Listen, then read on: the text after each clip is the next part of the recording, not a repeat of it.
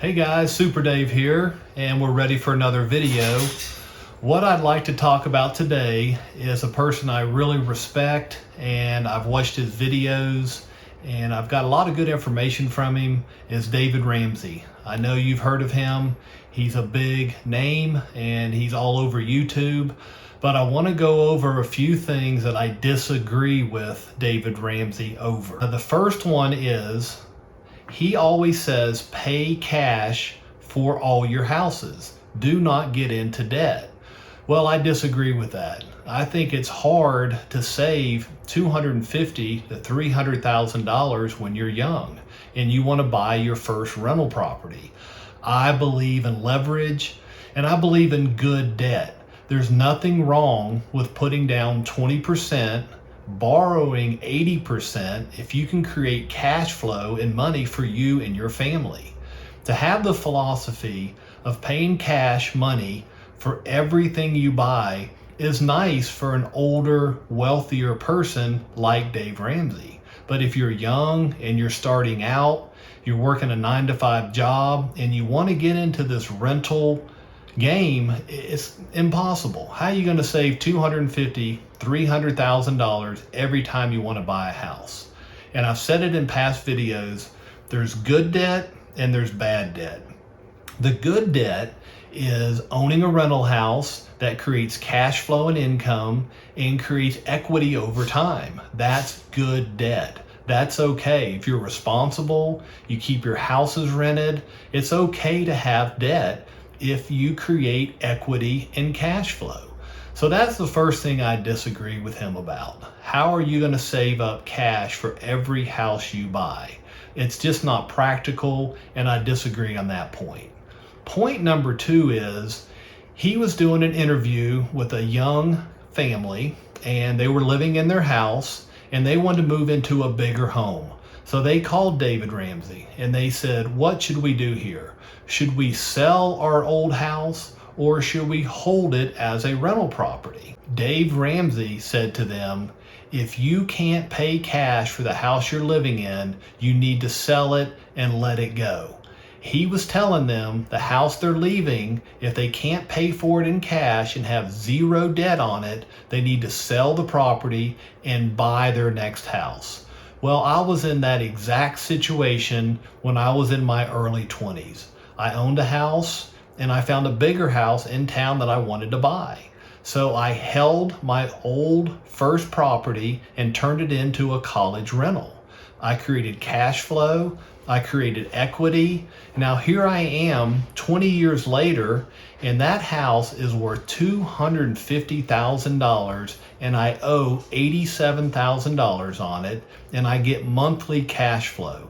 I'm glad that I held on to my original house. If I had taken his advice and sold the property, made a little bit of profit off of it, paid capital gains and taxes on it, I would not be in the position I'm in today.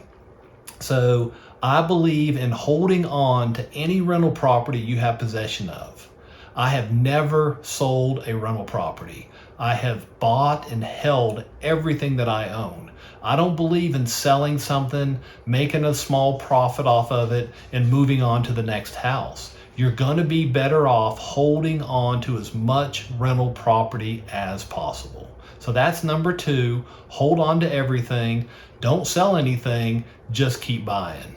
And another point I disagree with David Ramsey over is leverage and going ahead and finding no money down deals. Find a way where the seller will finance 20% and get 80% from the bank and get 100% loan on the property. I've done this multiple times in my career, and there's nothing wrong with that. If you're able to walk into a closing, buy a house, no money down, you don't have to bring a check to the closing, and you can acquire a property, start to cash flow it, start to build equity on it, you are going to be able to scale up. If you're going to try to save money and pay cash for every house, you're never going to grow. You're never going to get large enough to quit your 9-to-5 job.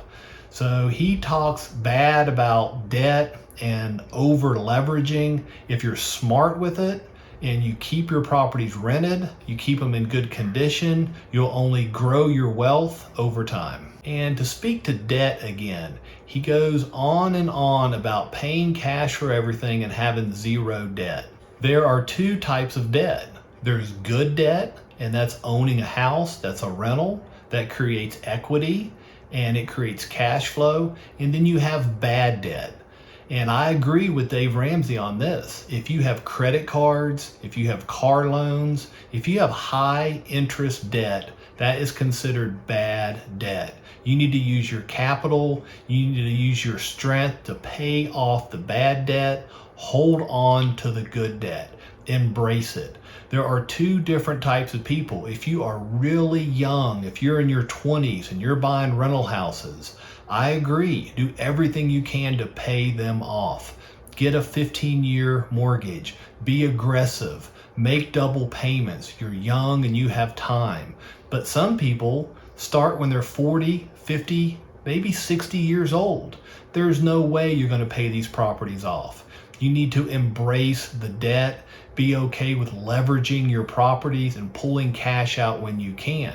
Now, to speak to that, if you do a refi cash out and you pull money out of a rental property, you have to be smart with that money. You can't go out and buy cars and boats. That money needs to go back into your rental properties. I have done that for years, and that's why I'm so successful.